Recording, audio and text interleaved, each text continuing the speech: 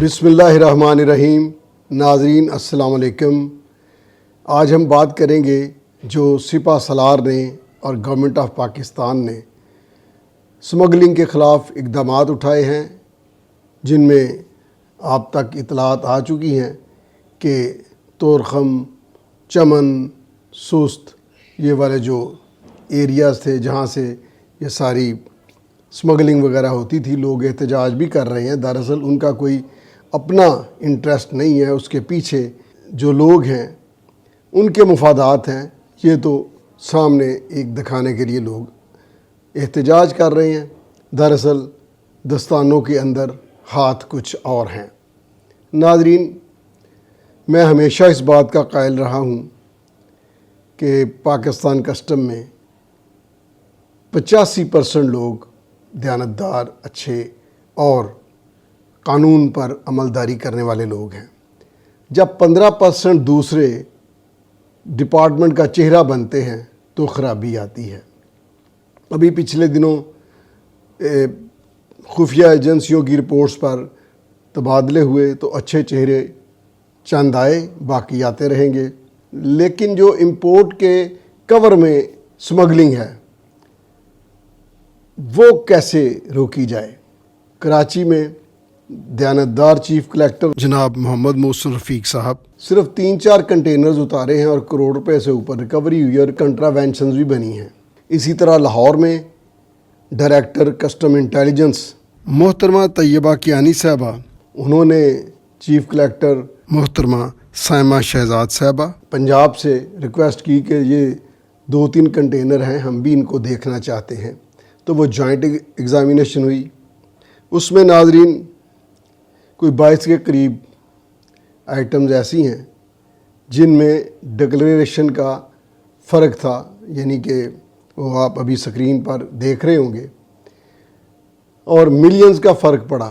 کراچی میں کروڑ روپے سے اوپر کسٹم ڈیوٹی چوری پکڑی گئی چند کنٹینرز میں، 4-5 کنٹینرز میں، حالانکہ وہ یو ڈی ٹوائلٹی یا یو ڈی ٹوائلٹ کے نہیں تھے۔ یہ جو یو ڈی ٹوائلٹری کے نام سے امپورٹ کرتے ہیں، اس کنٹینر کے جو ڈیوٹی ٹیکسز ہیں وہ نارملی 5 سے 7 کروڑ روپے ہوتے ہیں، لیکن آپ دیکھیے کہ اس میں 70-80 لاکھ روپے میں یہ کنٹینر پار ہوتے ہیں، جبکہ 5-6 کروڑ روپیہ اس کے ڈیوٹی ٹیکسز ہوتے ہیں۔ یہ نہیں کہ یہ کنٹینر یو ڈی ٹوائلٹری کا ہے، اس میں مس ڈکلیریشن ہوتی ہے۔ اس کے علاوہ یہ کنٹینرز چیک کیے گئے جس میں ظاہر ہے کہ سابقہ چیف کلیکٹر پنجاب کی طرح موجودہ چیف کلیکٹر پنجاب کا بھی کوئی اپنا انٹرسٹ نہیں تھا۔ انہوں نے اجازت دی، جوائنٹ ایگزامینیشن ہوئی، اس میں یہ فرق نکلا، ملینز کا فرق نکلا۔ یہ کوئی بلیم نہیں ہے، ایگزامپل ہے۔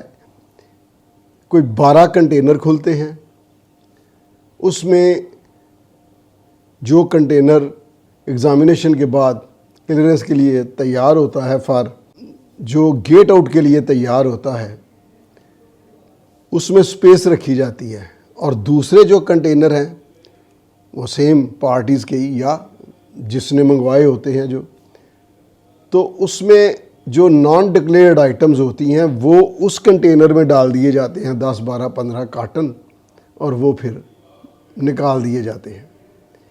یہ ایک الگ داستان ہے، مس ڈکلیریشن الگ داستان ہے۔ اب ناظرین آپ دیکھیے کہ فاٹا کے لوگوں کو ایک سہولت حاصل دی کہ یہ کاروبار کریں تاکہ ملک میں بزنس کے دھارے میں آئیں۔ یہ ان کے لیے تھا۔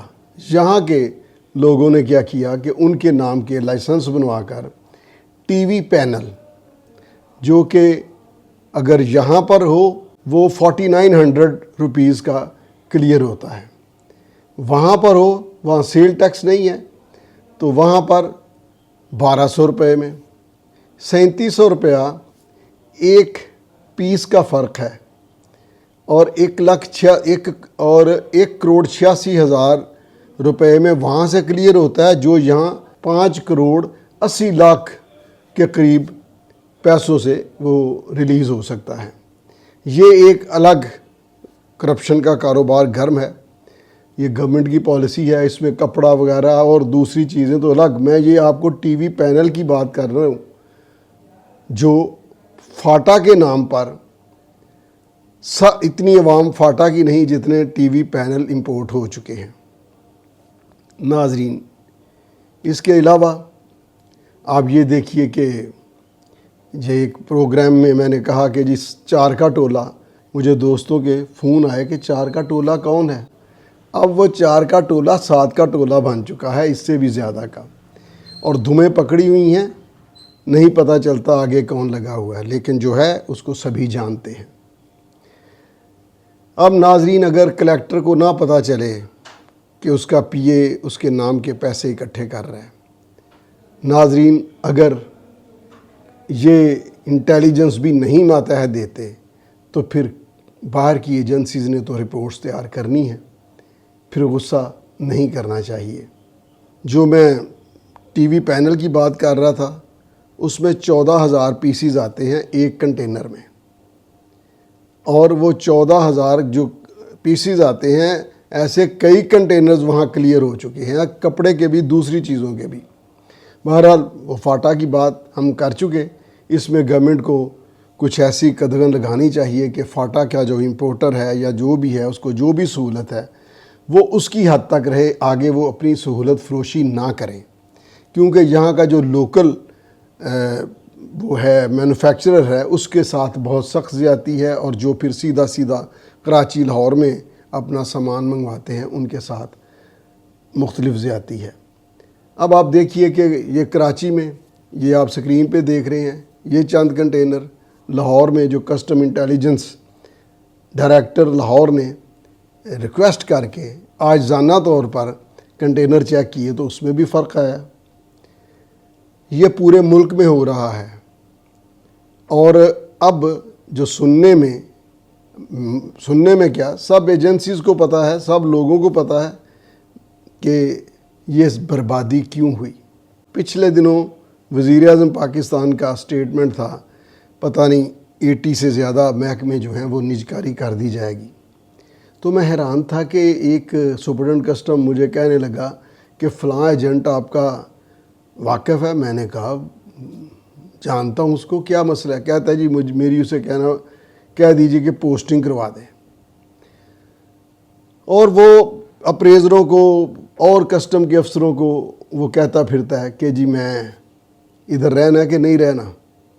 یہ بات ہے پہلے جو ایک ریلا آیا نا ٹرانسفرز کا، اس وقت کی، اسلام آباد کے حوالے سے۔ اب موجودہ اشہد جواد صاحب ہیں، نیک نام اور درویش صفت آدمی ہیں، انتہائی محب وطن ہیں، وہ ممبر کسٹم آپریشن ہیں۔ چیئرمین FBR جناب ملک امجد زبیر ٹوانا صاحب نیک آدمی ہیں۔ اسی طرح انہوں نے نیچے جو لوگ دیے، جن میں چیف کلیکٹر کراچی ہیں، جن میں ڈائریکٹر لاہور کسٹم انٹیلیجنس ہیں، جس میں سابقہ چیف کلیکٹر کی طرح موجودہ چیف کلیکٹر پنجاب اپریزمنٹ بھی ایک نیک نام شخصیت ہے۔ تو یہ کسٹم کا ایک نیا چہرہ ہے، ورنہ اگر آپ اس سپرڈنٹ کی بات مد نظر رکھیں تو نجکاری تو کسٹم کی انہوں نے کر دی ہوئی تھی۔ یہ نجکاری ہے کہ ایک اگر ایجنٹ جو ہے وہ کلیکٹر کی بھی ٹرانسفر کروائے، پوسٹنگ کروائے، اور سپرڈنٹ کی بھی کروائے۔ یہ جو ڈیٹیریوریشن ہوئی ہے، اس کی بحالی بہت ضروری ہے۔ اس کے لیے ضروری ہے کہ جو انوائس ہے اس کو چیک اینڈ بیلنس کا اس کا بندوبست کیا جائے، ایپ بنائی جائے جس میں ایکسپورٹنگ کنٹری جو ہے وہ ایپ اپلوڈ کر دے، جس کو پاکستانی حکام، کسٹم حکام دیکھ لیں۔ سیلز ٹیکس میں بھی یہ انوائس، فیک انوائس کا بہت کاروبار ہے، میں اس وقت کسٹم کی بات کر رہا ہوں۔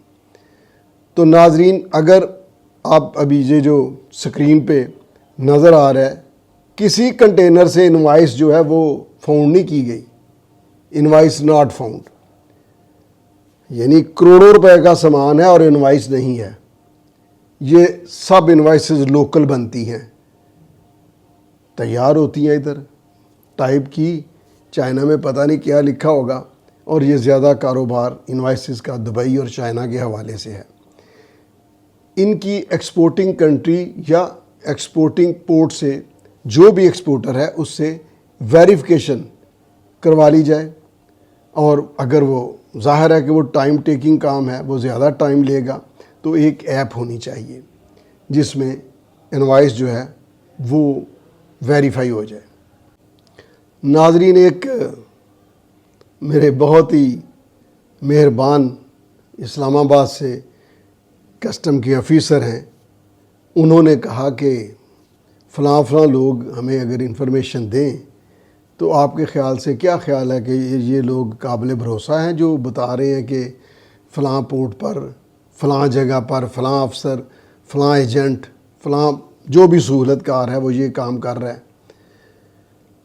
تو مجھے منو بھائی کا کہا ہوا یاد آ گیا، احتساب دے چیف کمشنر صاحب بہادر چوراں قاتلاں ڈاکواں کولوں چوراں قاتلاں ڈاکواں بارے کی پوچھ دیو، اے تانوں کنج دسن گے، جے دسن گے تے جنج وس دینے کنج وسن گے۔ انہی کے لوگوں پر بھروسہ نہیں کرنا چاہیے۔ اپنی انٹیلیجنس ایجنسیز ہیں، اپنے ذرائع ہیں، اور اتنا قحط نہیں پڑا کہ قابل بھروسہ لوگ نہ ملیں۔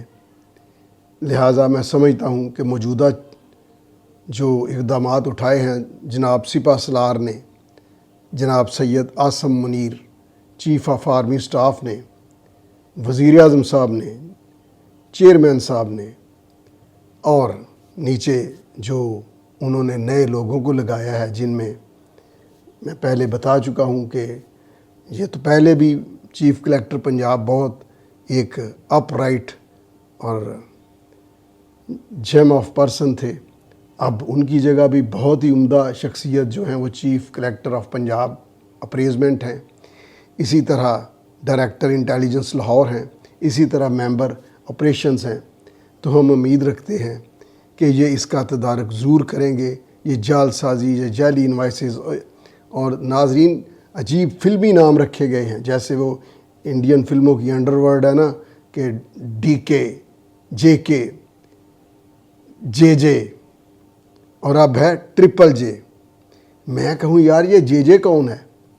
انہوں نے کہا یہ ہم نے اپنی آسانی کے لیے نام رکھے ہوئے ہیں، بڑی ویسے تو بڑی عمدہ قسم کی اور شرجیل قسم کی گاڑی پہ وہ آتے جاتے ہیں، لہٰذا یہ جو ہے نا نام تک اگر وہ بھی انڈر ورلڈ کے ہو جائیں، اب JJ سے JJJ ہے، ایک اور J ہے۔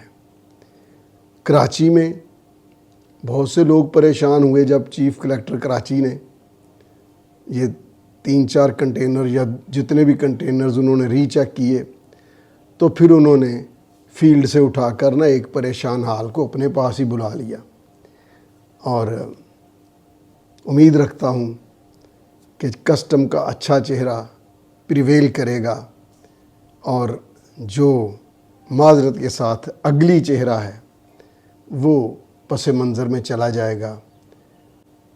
احتساب دے چیف کمشنر صاحب بہادر چوراں ڈاکواں کولوں چوراں ڈاکواں بارے کی پوچھ دیو، اے تانوں کنج دسن گے تے جے دسن گے جنج وس دینے کنج وسن گے۔ آج کے لیے اتنا ہی، ملتے ہیں اگلے ولاگ میں۔ اللہ حافظ۔